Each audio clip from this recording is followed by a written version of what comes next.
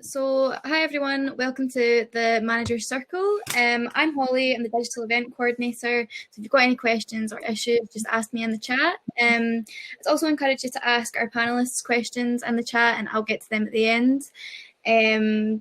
So just enjoy the panel and I'll pass you on to Shan, who is leading this discussion. Thanks. Hi, thanks Holly. Thanks. Welcome to the Manager's Circle. I'm Shan Nuttall. I am a music manager and I work with ATC Management. I've been there, I joined in February, so yeah, most of 2020. And previous to that, I worked as an independent manager. And I actually started out my career in branding. So I did 8 years as brand partnerships, connecting music and fashion via events and brand partnerships. So we also have Vicky DOWDALL, the amazing Vicky DOWDALL.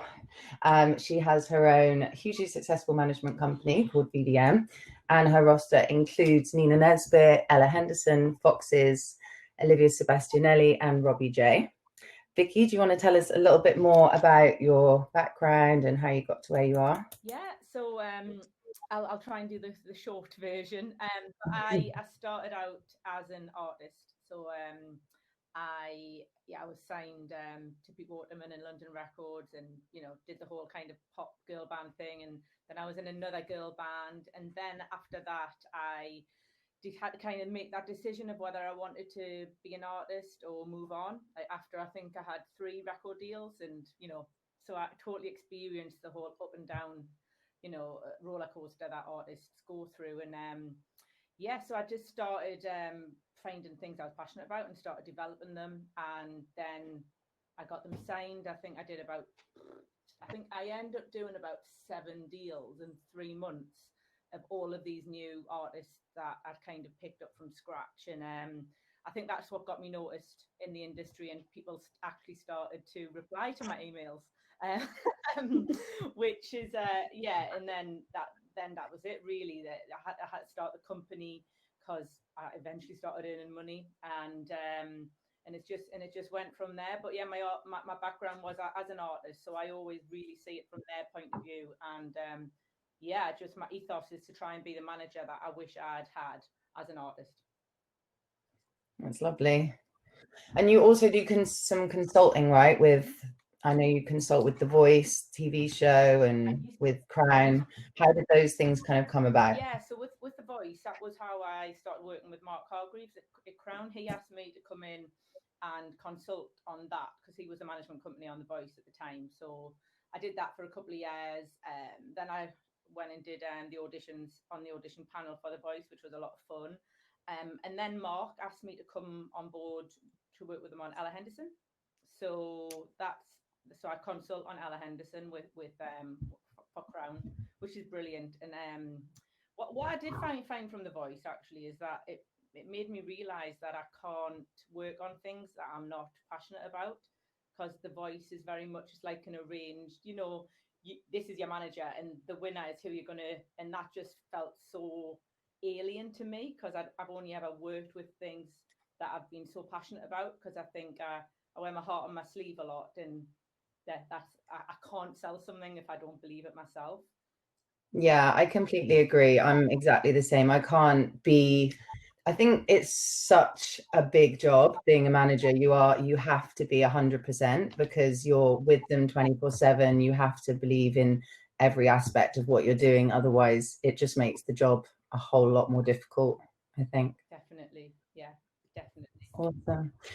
And Hannah, you are the only Scot, ironically, out of all of us. Hannah's a manager at Iceblink Luck, which is a Glasgow label and management company, and she works with the wonderful Ruby Gaines. And prior to that, you've been working on a lot of female-centric events up in Scotland, right? Yeah. Okay. So I am a management assistant at Iceblink Luck. So I started on an internship through uni. I'm a honours year music business student, and I got the opportunity through the university, and then they were like, you're quite good, we'll keep you. So yeah, the company that I work for is run by Robert Kilpatrick of the Scottish Music Industry Association and Stina Tudale of Honeyblood. So they're like my bosses, and there's another intern called John, and he's great as well. So I do a lot of like socials management and content creation and concept development things there. And then in my other work, I offer creative consultancy to artists like just starting out building their brands, and kind of like industrial education for those who don't have the funds or the time to go back into higher education. And I run a female-centric music events company called Queens of Noise, and we run an annual conference and showcase gigs of all the artists have to include female or non-binary artists in some way, like to open up representation. Great. And why did you kind of decide to make it female centric? Did you see a gap or a need for that? Yeah, so I started working in the sector like about 2 weeks after my 18th birthday, and I kind of just flung myself right into it. And I started working with a band from Edinburgh who were like 4 guys, and we would come into venues and people would be like, "Oh, it's so cute, you're here, whose girlfriend are you?" And I was like, "This is my job. I've been emailing you for 3 months. This is my job. My name's on the bloody invoice. It's me." So one of the I met my business partner, and it was her concept originally, and we developed it together, and we just realized that there was a lot of bands moving up in the local scene who were good, they were talented, and it was kind of all male lineups, and the gigs were all male lineups, and we were like, there is so much local talent that includes women, why is no one booking them? We will just book them ourselves. So that's what we ended up doing. Amazing. Well, Maya just jumped in on the comments and said, Queens of Noise, I love the work you do, Hannah. So clearly you're making an impact. That's so nice. Oh, sweet. So I guess a question I get asked a lot, especially by people that don't work in the industry, is what actually is the role of a music manager? To which I normally reply, we do bloody everything. But I think if I had to like whittle it down into a synopsis, it would be that we work on the artist's behalf to represent their best interests and take care of the business side of things. I think as time's progressed, that has really evolved. I think especially, you know, working with independent artists who don't have a label, the manager then ends up doing an awful lot of additional things that a label would typically do. I have a lot of independent artists, so I typically do pretty much everything, especially when, you know, they're at the early stages of their career. You don't have, you know, the funds to be kind of paying multiple different people in a team, so you step into a lot of these roles, and I think it's quite hard to sum up exactly what we do at the moment, but if either of you would like to have a go at explaining it in any more detail, please feel free.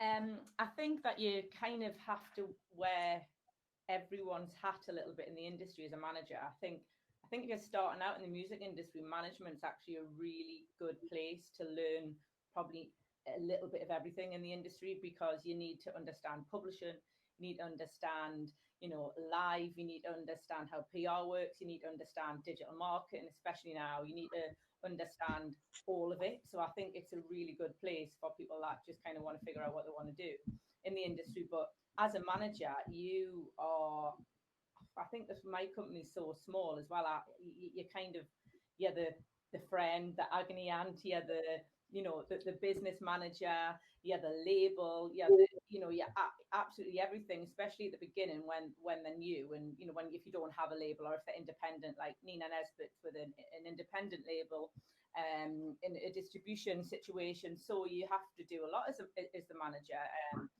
pitching to DSPs, even talking to the radio, you know, radio yourself. So I do think as a manager now, it's changed completely to what it used to be, and it is literally like you are a partnership. I would call it now. It's a partnership, definitely.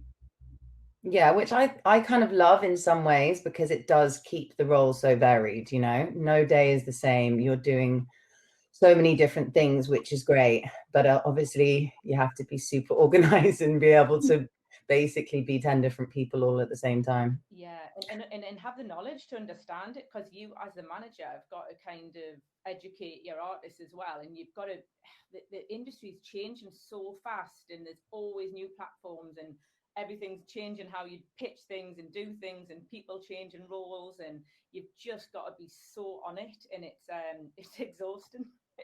Yeah, I mean, there's always, every time I wake up, I feel like there's a new social media platform that suddenly is taking over the world, and I have to get my head around. And I'm like, I'm too old to try and understand the new TikTok. This is too much. But obviously, I'm like the only person at the label that I work at that uses TikTok. I'm 21, and like I'm totally embarrassed because I'm always like, you know, we could do this thing from TikTok, right? And they're like, what is that? And I'm like, doesn't matter. I'm embarrassed. No, that's the power, Hannah. Honestly, I wish I understood it. It's people are like, what are you talking about? And I'm like, oh, you can use the song in the thing and blah blah blah. And they're like, yeah, okay, cool. You just do that. Why don't you run with that and then come back and tell us when you have a plan? I'm like, okay, see you later. Like that. I think this is like such an interesting time to be starting out in a managerial role or learning about managerial roles, because for you guys, obviously, you'll have done this job for however many years.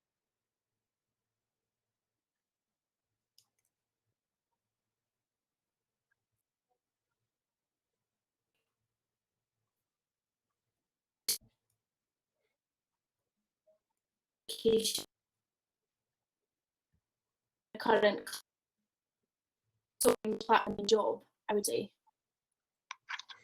You cut out a little bit then. Was that just for me, or was that, did you cut out for Vicky as well? Yeah, it cut out, yeah. Okay, maybe just say that again, because I think everyone will have missed it, and I'm sure it was full of wisdom. Oh, we might have lost you entirely. Okay, Vicky, I'm going to ask you one of the questions in the chat, just we're waiting for Hannah to come back. No. We can't hear or see you. Oh, now you've dropped out.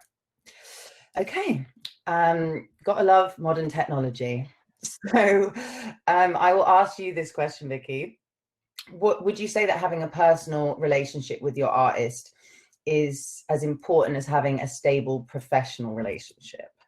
I think it's just as important. Yeah, it's, you know, when you go on a journey with an artist, as a manager and artist, it's such a massive responsibility. And in my experience, I seem to have taken on a lot of teenagers. You know, like Nina was 16, Olivia was as young as 13 when I met her, and it's a huge responsibility. So you become, you know, the big sister. You know, you become someone for them to talk to about all aspects of the life. Like, I know everything that's going on in my artists' lives, personally, and I find that something that I need to know, because it's for them, you know, for their mental health, and how they're feeling, and how their feeling affects their work professionally. So it all definitely intertwines, and you definitely have to be aware of everything, especially, you know, especially with young teenagers. Yeah, I agree. I've always kind of wondered whether it's circumstantial that I've ended up having really strong relationships with my artists, but I think it is essential, really, to in order to fully understand them and understand what they need. Everyone is different, and you know, they're people ultimately, and the better you know them, the better you know how to get what's right for them, and make sure that they're in a good mental state to be able to do what they need to do as an artist. Yeah, definitely. Hannah, you're back. Oh, sorry, I had to move. I had a wee moment. I was like, I'll just move. No problem, all good. So we missed the last part of what you said. I don't know if you want to recap.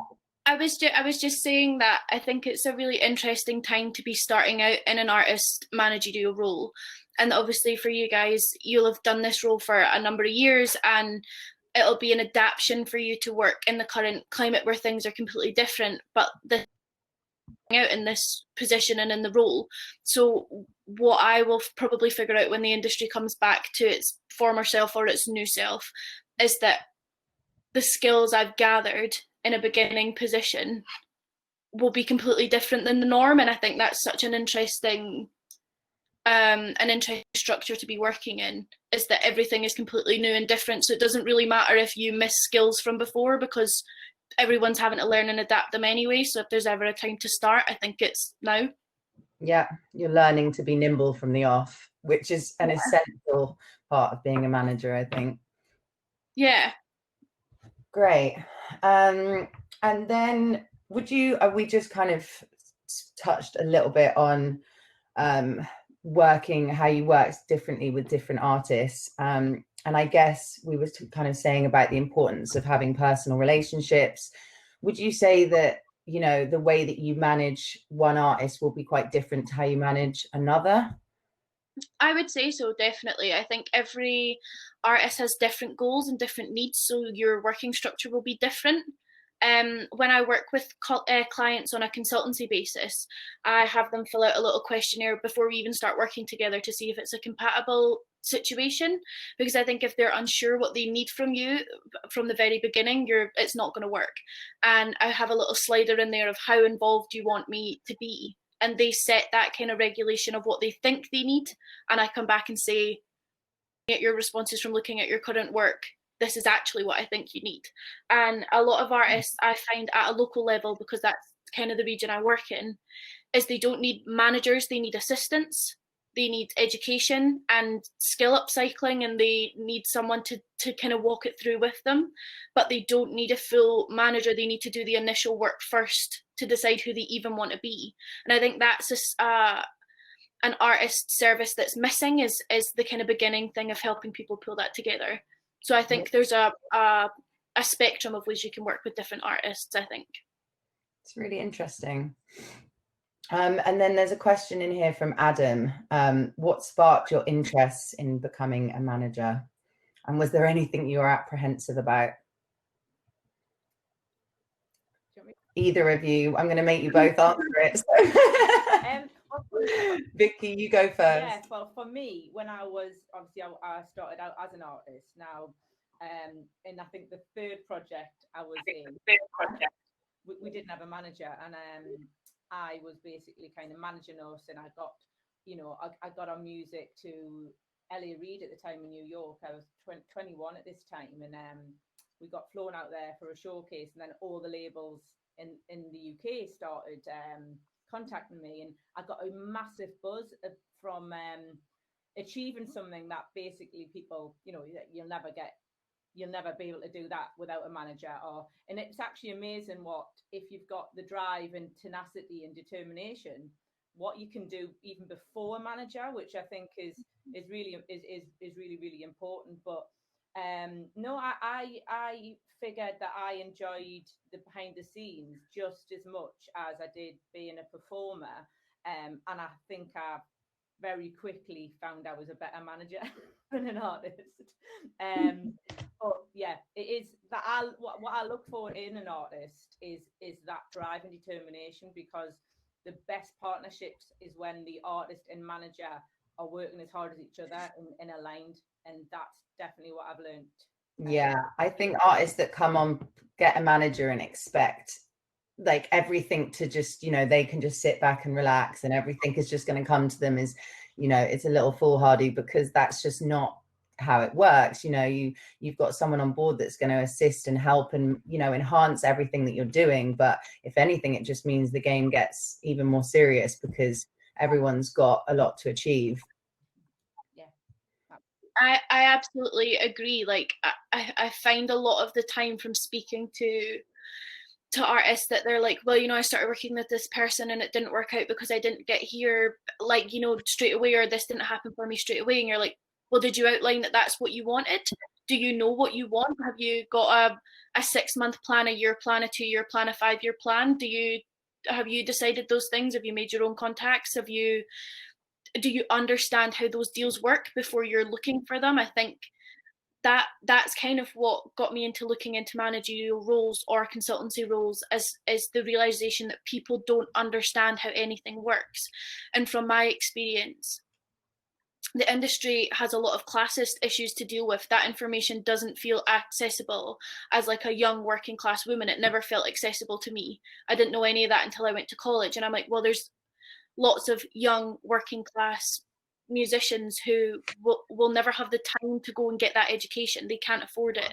They have to join the workforce. So for me, it's a thing of being able to pass on that information as someone who thought they'd never be able to obtain it to other people who feel that's unobtainable. That's where I come from a managerial or consultancy background, is information sharing and upcycling of skills. I think that's what I aim to give people as a artist development figure. That's really good. And now you're actually in the industry. Is there any things you feel that you would have liked to have known before coming on board that weren't quite what you thought they would be? Everyone knows each other in one way or another. Everybody knows each other. I was on a panel a couple of weeks ago, and I was like, the biggest piece of advice I can give you is keep your mouth shut. That's it. Like, just if you got nothing nice to say, don't say anything. Just be positive and nice to everybody. Like, everyone knows everyone. We're all connected, and like, especially as an artist, especially how quickly that can turn around for you, and to never alienate people in your local scene. Never think you're bigger than you are. Never, you know, even if you're number one in the country, still be good to the people who are where you came from. I think that's really important, and I didn't know that when I started. I was like, I'm just going to go to this networking thing and drink wine and it's going to be a good time. No, everyone knows each other. Don't know that guy. That would be the biggest thing for me. Yeah. And I think my main thing would be just, I guess, not quite being aware of how constant it is. I wish someone had told me that I'd never be able to switch off, but it's all good. A minute now. And then I guess you touched on the need for strategy. And I think that's something that is often overlooked, even at like the early stages. What's your process of putting together a strategy for an artist, and how essential do you think it is? Hannah. The thing that I didn't even really notice until I started working at Iceblink Luck is I've learned so much, and I've worked there for about 6 months now, and it's something that I didn't realize until I started working there, and they were like, can you write like a 27-page research document on all these case studies? And I was like, what? Oh, this is a thing people do. Like, right, they research things. Cool. And now I'm like, I couldn't imagine working on a campaign where that depth of research isn't there, and that planning and the structure and the understanding of the artist's goals and everything isn't there. I couldn't do it now, because I understand nothing is going to succeed if you don't know what you're aiming for. So that's when I'm working with clients now. We do goal setting exercises and vision boards and all those things that a lot of people would think were time consuming and unnecessary. I think are like integral to building a campaign, is getting all of the creative imagery and stuff out of people's heads and making them pull together a plan from that. And then that ties into kind of your approaching your strategy and where you want to be releasing and what your formats are going to be. I think all that can come from the initial creative work that you do with a client. I find that once you do that, all the other stuff structurally comes together. Great. And Vicky, what's your process, and what would you say the key things to cover in that plan would be? I think it depends what your long-term goals are and what the short-term goals are, and what type of artist it is and where they are in their career. So if the first thing is, this songwriter and really needs a publishing deal because they want to be able to give up their job and blah, blah, blah, that would be the short-term goal, because you'd be like, okay, well, you need to do some co-writes, you need to try and get some cuts, so there's all of the process of what you need to do before you get that deal. And then when you get that deal, I think it's really important to celebrate the wins as well. Somebody once said to me in the industry that I completely disagree with is, don't what you're celebrating for, you shouldn't be celebrating until your artist is number one.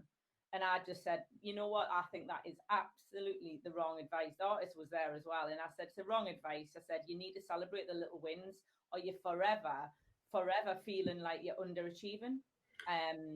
Totally. So yeah, completely ignored that bit of advice. And yeah, I think that's a good. Champagne. Imagine if we didn't celebrate the little wins and everything was just the little lows. You just wouldn't be able to get through it. You need the highs to, you know, balance out some of the lows. It is one of my pretty consistent sayings is the highs and lows of the music industry. And it's, you know, it's somewhat addictive and it's part of it. You can't avoid it as an artist, as a manager. Sure, A&Rs and everyone involved feels the same. You know, those snippets of brilliance and success are what keep you going and keep it all moving. Yeah, absolutely. And I think that obviously the strategy is so important. I always kind of know where I want to end up with the artist. And sometimes, if I'm completely honest, I don't know at the start how we're going to get there. I just know we are going to get there. And sometimes it's a bit like that. And but I definitely think you just got to keep your eye on the prize. And yeah, it's like when Nina was going to be signing to an indie, I realized I needed to really understand and get it, you know, the DSP world and make contacts in that world in America. And I spent a lot of time going back and forwards. And my strategy then, you know, knowing how big streaming was going to be, was to kind of really get involved in that scene. And I properly focused, you know, while she was doing our writing and the creative things and our vision boards, I was on a mission to do that. And so you do have to be reactive because everything does change, and you can have the strategy, but I definitely, if I wrote out a strategy from now and for the next 5 years, I can tell you it's going to change. Yeah, you have to be willing to adapt. I think, like you said, having the goals of what you want to achieve and sitting down with the artist and establishing what that is and work backwards and put something together, knowing that it might not necessarily go to plan, but at least there's some stepping stones along the way. Yeah. But I think knowing what your goals are and making them realistic is pretty integral. Yeah. And you mentioned like the need to kind of adapt internationally and have an international approach. Is there any kind of advice you'd give for someone wanting to engage in a specific international market, or, you know, the best way to go about that? You mentioned DSPs being quite an integral part of it. I think that's a way that I've certainly tried to establish my artists in certain markets. The German market, somewhere that I have been focusing on with one of my artists. And I think getting out there, meeting the DSPs, even if you can't get out there, I think, you know, getting online and finding out who these people are and having a direct relationship with them is important. But is there anything else you'd say, Vicky, is important to establish an artist in those markets? Well, I think it's really important to understand who's going to be the best. So you want a license to a label in each territory.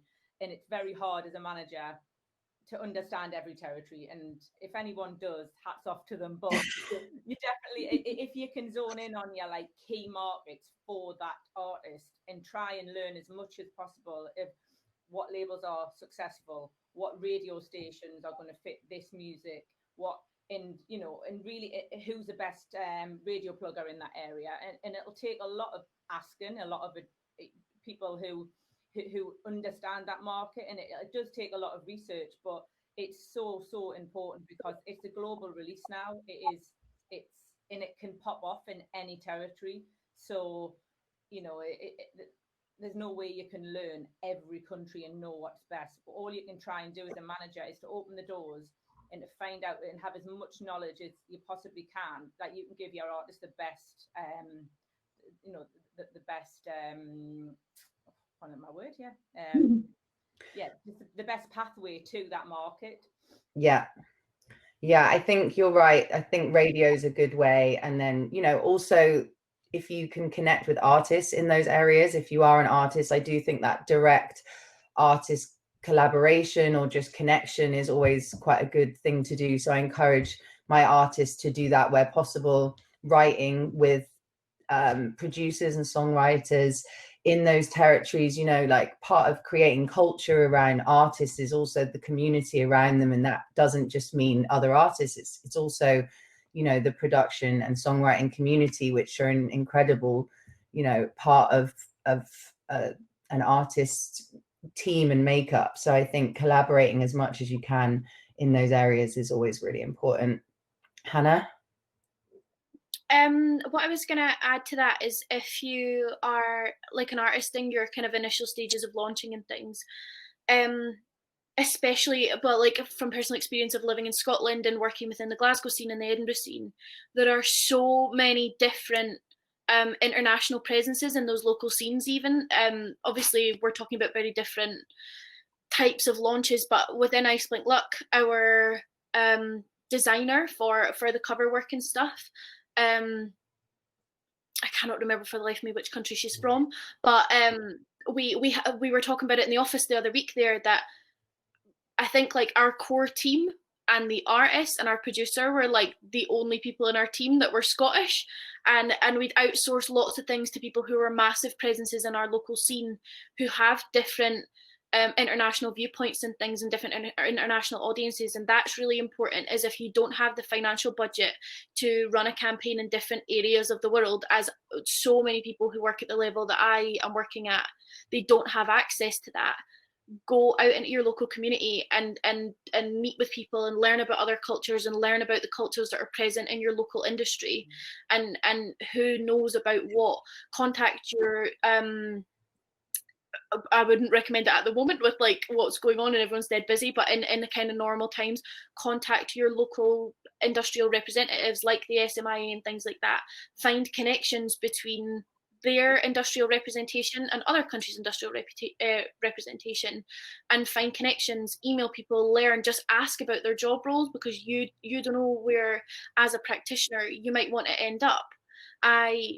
I'm learning currently at university, I'm doing the global music markets module. And I've learned about Brazil and Sweden. I never would have thought to learn those things out with my education. And I think people who are currently still in education have those opportunities to focus the time that other people wouldn't have. And if you're friends with people who are learning about those things, ask them questions, spend a little bit of time every couple of weeks online researching a new market. There's so much information there that maybe feels daunting as a young practitioner, that you're like, I don't even know where to start with that. Just Google it. There's so much information there, and build a little spreadsheet for yourself of, I was researching Sweden, and there's a directory of basically every country in the music industry in Sweden. I was like, that is bizarre that exists, but it does. So like the information's there if you have the time and the energy to dedicate to it, but like it doesn't have to be an overnight thing. Yeah, is what I would say. And I think if you're a new artist that is releasing already and you see spikes in certain territories, like you said, like get to know those territories, really know what the fans want there and how they operate, because you'd be surprised how differently, you know, they absorb and appreciate music in different countries throughout Europe, across the world. And it's important to understand that in order to know how to market them and what to do relevant to those countries and those fans. Okay, there's a question in the chat that everyone seems to want me to ask, so I'm going to ask it. I will ask it to you first, Vicky. What advice do you have for someone who is at the stage where they need a manager to help them progress further, but is hesitant because they can't seem to find someone who feels right for them? If it doesn't feel right, don't do it. And I think that's the right advice for anything in life. I've definitely learned that when I haven't followed my instinct and followed it for a different reason, and it's been the wrong thing to do. So it definitely don't just go with a manager because somebody's interested. Go with a manager who you feels right, you know. And I always do like a 6-month trial with any artist or client I take on. I would never take someone on and go sign that, you know, because I think it works both ways. It might not be right for me, you know, and so definitely don't do something until you're ready to do it. And actually, there is a lot artists can do on their own now before they even look for management. So, you know, ideally you want managers to come to you if you can, if we can get it that way around. Yeah, and I actually think what you just said stands for bringing on board anyone into your team, signing a record deal, signing publishing, like press, like make sure that those people like make you feel good about yourself and your music, because ultimately when you're not in the room, they're representing you. So if your PR person's, you know, pitching you for a magazine premiere, then you want them to talk about it in the same way you would talk about it. You want the passion, you want, you know, so it doesn't just stop at your manager. Like, I will go on how someone is if we're signing a deal over what the monetary value, because it is much more important that that person is going to, you know, be on board with what you're on board with, gets it completely, and is going to fight your corner when they need to, when you're not there, and that needs to happen. And I think that's one of the most important things that I've always held on to, is like your gut and how you feel about someone and a company, and you just know if it's right. And I think utilizing that as much as possible is the best way forward. Definitely. Hannah? I absolutely agree. I think I was making some notes about answering the questions, and I've put, like, in all bold, all capitals underlined, is that, like, you will know in your very soul if someone is good for your project or not, and you can tell straight away if someone has your best intentions at heart or not. And I have had so much experience of watching people work with people and being like, it's not about you as the artist. That's not what that's about. They're like, that their intention is not to provide you with what you're asking them to do as a managerial figure. And I think there's such an importance, again, like my experience of working at quite a local level, of like making connections with other young practitioners and other young artists and creating a community, rather than going with the first kind of national presence that gives you any sort of interest. Create a community of people who, like, you know what their intentions are, you know what their focus is, and then slowly progress up stage by stage in terms of presence within your musical organization. Do you know what I mean? You're perfectly capable of being your own creative and professional hub. When I work with clients on a consultancy basis, I'm like, I'm teaching you how to be a business. You're a business, and you have to understand that you make the decisions based off of what you want, and I'm here to help facilitate those decisions. But before a certain point, I think, like Vicky was saying, there is so much that artists can do. It's like having the confidence to be able to do it on their own, which can come from that sense of community. I think it's really hard to just be confident in yourself, but like if you've got another community, whether it's like of artists around you that are kind of cheering you on and are really supportive of what you're doing, or whether it's you just happen to know someone who works for a publisher or a label that is supportive of you, I think that's more important than having a representative at the very beginning. You know, just having people that you know are going to champion you in any situation. Yeah, great. And then I guess it would be helpful for people who don't know the role of a manager to understand what we do on a day-to-day basis. Having to sum this up in a couple of minutes will probably be pretty difficult for all of us, but let's give it a go. I guess from day to day, I look after songwriters and artists. So I guess that it differs slightly with songwriters because there's a lot of session organizing. Then when you get the songs, you have to do a lot of song pitching. I know, Vicky, you also have Olivia Sebastianelli, who's an incredible songwriter, and so you'll kind of understand where I'm coming from. I think it's a little more formulaic when you're working with a songwriter, which can be quite nice, but because it's not quite as much of a madness from a day to day. I think from an artist perspective, it really is so varied because we are doing kind of everything. So everything from negotiating deals, having meetings with the artist's full team, which will consist of press, label, publishing, radio, TV, putting together campaigns if they're independent, or, you know, liaising with the team members and overseeing those campaigns if they're not. And yeah, I guess just doing everything that you can possibly think of that needs to be done. And if, you know, an artist is at a point where they don't have an agent, you'll most likely be booking shows as well, and, you know, reaching out to promoters to try and get those shows. And if they do have an agent, you'll be liaising with the agent on a live strategy, the best way to implement that. Okay, I think that's all I can think of right now. So, Vicky, anything more? Yeah, I think you've explained it really well, and I work across songwriters and artists as well, and it's all so time consuming. I mean, the exciting and positive part is every day is different.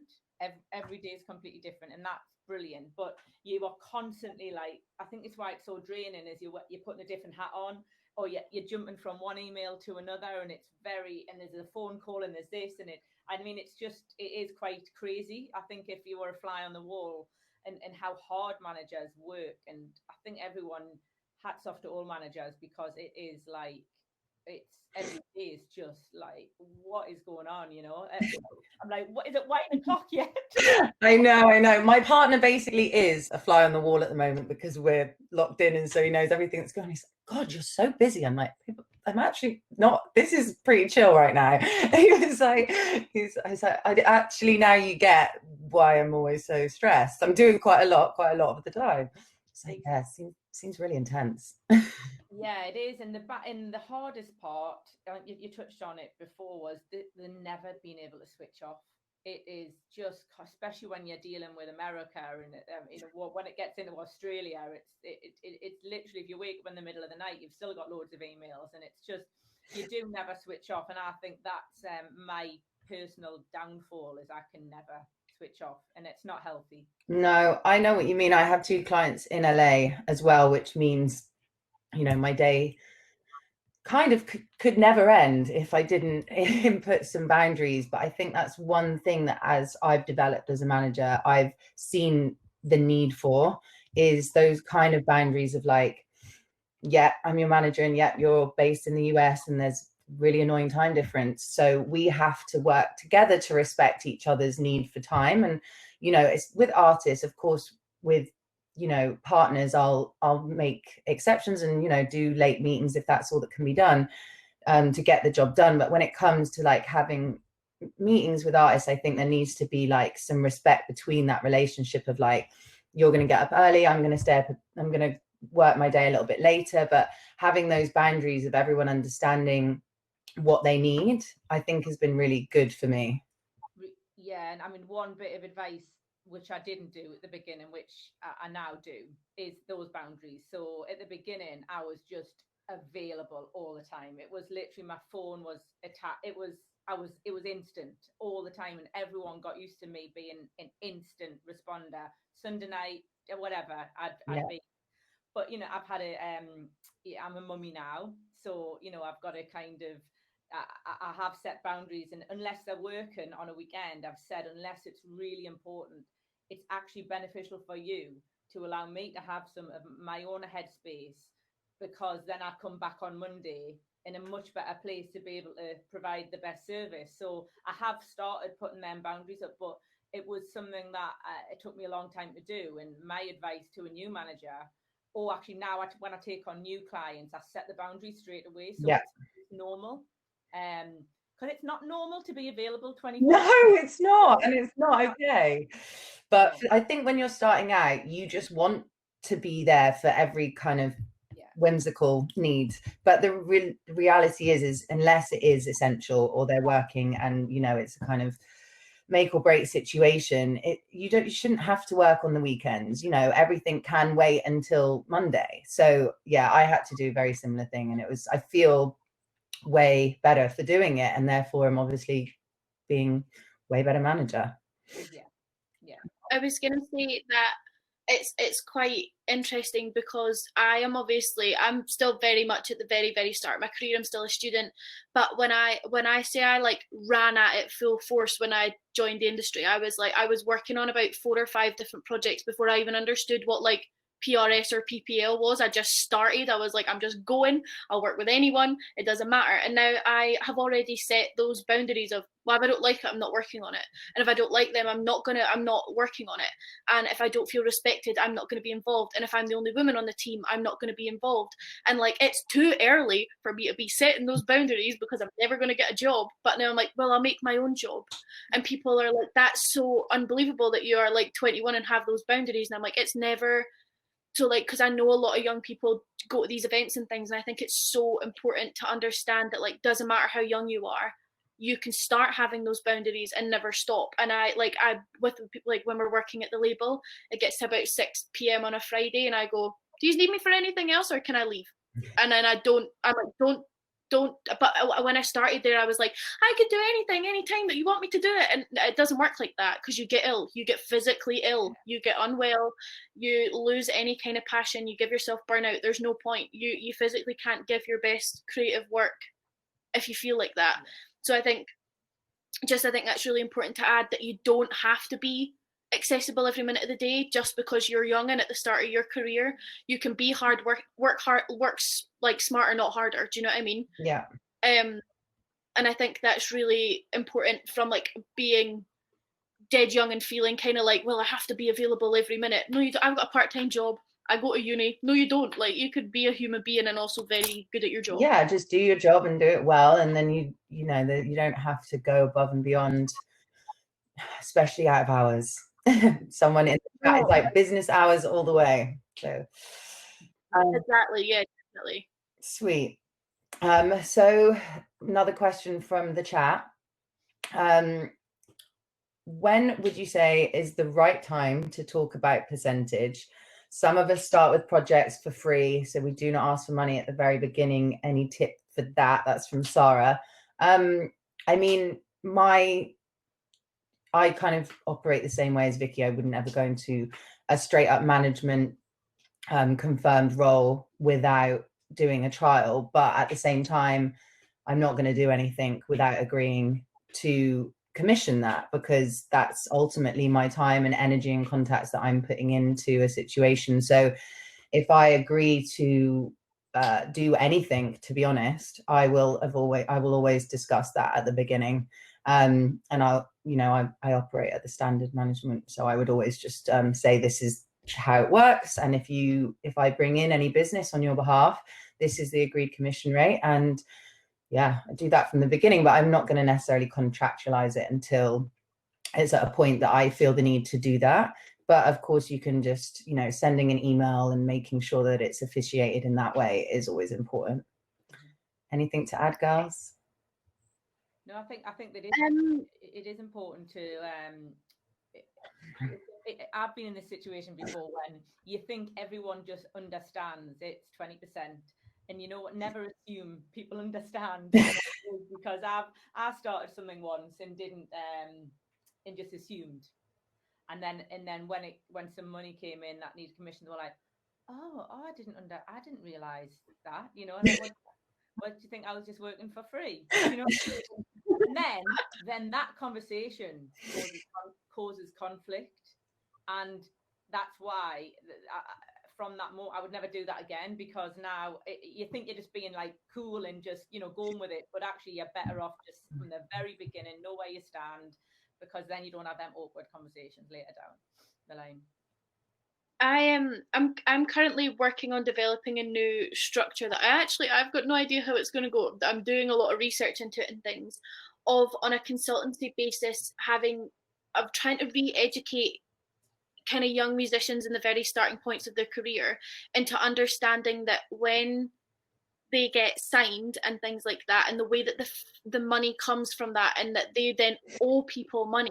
And they don't seem to understand that. Even at the base level, they're like, I want to get signed and then there'll be money. I'm like, or save 20 quid from your part-time job, invest it, we'll rent a studio and do it ourselves. Do you know what I mean? It's like an understanding thing from the very, very start of, as soon as there's a representative, there's money. And I'm like, but you owe them that money back. I always say it's your money. This isn't just a miraculous balance of money that's going to be infinite. Like, if you sign a record deal, that's your money that you're spending on, spend it like it's your money, not like it's someone else. It's your money.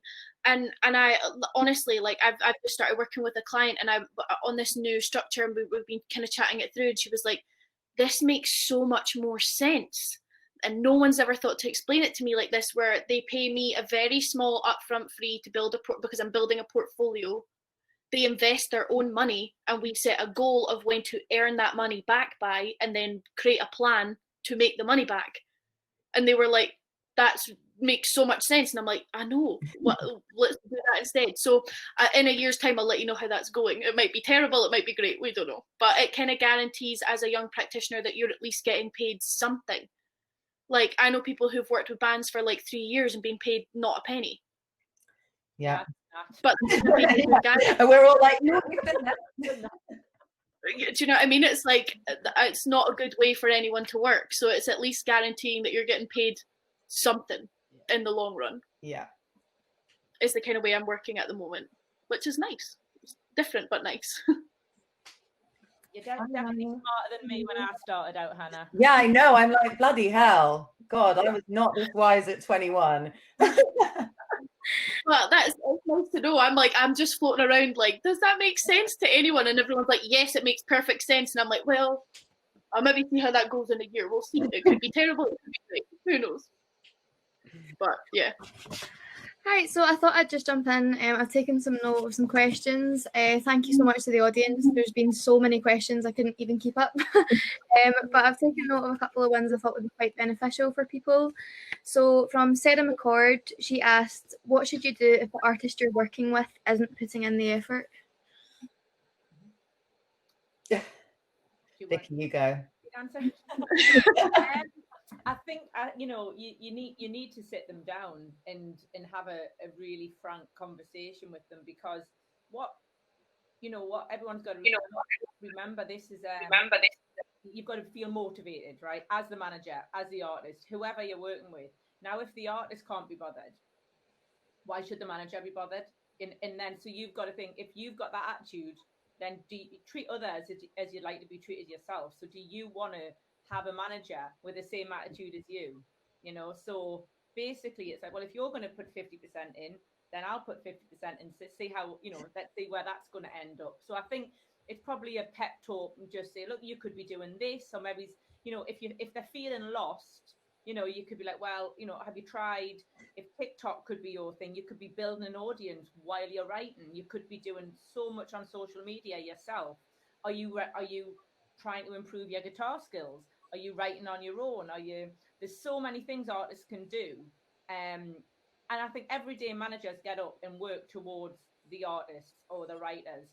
So just because an artist hasn't got something in their diary where they've got to be at a certain time, it doesn't mean it's not a work day. And I try and educate the artists or writers that if nothing's in your diary, it doesn't mean day off to go shopping, right? It means that, right, this is for your own self improvement and growth, whether it's going to the gym, whether it's meditation, whether it's going for a walk, whether it's writing lyrics, whatever it is. I always try to say to them, try and do something every day to improve your own. Yeah, I'm with you on that. I think I've actually been in this position where I've had to have this conversation, and it's never easy because it's awkward, but I think the thing is like you said, it's like, if you think about it, that your career is going to break tomorrow and you need to be bloody ready for everything. Not saying that's going to happen. Unfortunately, it's not quite that simple, but you do need to be ready. You need to look at like what that's going to look like. How are you going to perform on stage? Okay, do you want to dance? Okay, do you know how to dance? You go and do dance lessons. Like, you have to be preparing at every step of the way. Otherwise, you're going to fall short if you are given the opportunities that you're so readily seeking. And I think, I've had difficult conversations where I've just had to sit them down, like you said, and be like, ultimately, you need to be working 80% harder than me, because if you look at the commission split, I earn 20, you earn 80. I shouldn't be working 80% harder than you. Like, that's just not how it goes. And so you need to be putting so much into this, like, because it's your life, it's your moment, it's everything you've been working towards. And if you just sit back and don't put in the amount of work and time and energy that it's needed, the other people that you're competing against will be doing that. Some of them will, and they'll be the ones that win. It isn't, unfortunately, just talent. It's down to hard work, perseverance, and getting out there and making yourself the one that everyone knows about. Yeah, that's really, really good advice. So we have another question from Alicia Grant. Do you find it difficult being a woman in a managerial position? Not really. Well, that's good to know. Okay. I would actually. Oh, sorry. Go on, Hannah. No, it's okay. I think my internet's just lagging a wee bit. I just was gonna say, that I have in the past, like I definitely have in the past. There's such, I don't know if it's just up here or it's everywhere, like a lad culture, and especially in the local scene, and I just don't have any time for it, and now I don't take it at all. But when I was, it really negatively impacted me, and I really struggled with that. So like I definitely have experienced it, but now I know how to deal with that, and the fact that I am definitely capable to fulfill the role that I have been hired to do, and that my ideas are just as valid as everybody else's. And like there's such a lovely community of female practitioners that within this, assuming everywhere, but like of women that will just support each other, and that there's all these networks, and that's what we are with Queens of Noise, as a space for women in the local scene to come and find that encouragement if they haven't found it through their own, you know, in their own right. If they're not quite there, it can be really difficult for some people in a way it's not for others. And I personally really struggle with that, and only overcame it through building this community of women that I work with all the time. And I automatically go to these female practitioners, and I definitely did struggle with it, but now overcame it through working with other women. So that's what I would have to add to that, I would say. Great. Yeah. There's another question from Sarah Alfano. She asked if you have any tips for a manager who is working with an artist in another country. Yeah, time zones are tough. I think if anything that this year has shown us, it's that we don't have to be in the same room as someone to achieve things. You know, typically we would spend a lot of our time as managers running all the way over London, the world, to go for a meeting and, you know, achieve the exact same amount as we're all achieving sat on Zoom, and saving a lot of time and energy doing it. So I think just communication is key. I find from my artists that whether they're in the UK or in America, if I don't speak to them for a prolonged period of time, like more than a few days, then everything gets out of sync. And I think that the key thing is always communication and being in touch and making sure you're both abreast of what each other's doing, and everyone's happy. And yeah, I think that's for me what helps. Okay, do either of you have anything to add to that one? I mean, all my clients are based in the UK, but I mean, I have, when clients have been on tour for a long period of time, you know, it is about communication and just being available on the different time zone during that time for them. And yeah, but I haven't got any clients that are based in another country, so I can't comment as well. Okay, well, thank you so much for that. I think we probably have to wrap it up now. So thank you so much to Shan, Hannah and Vicky. It was very informative. And thank you so much everyone for watching. We've got a break now until 2:15. That's when all the other events kick off at, but go grab some food and check out the networking tab. That's where I'll be heading over soon. So yeah, thanks very much everyone. Thanks. Thank you. Bye-bye. Bye girls, see you later. Bye, thank you. Thanks so much. Bye.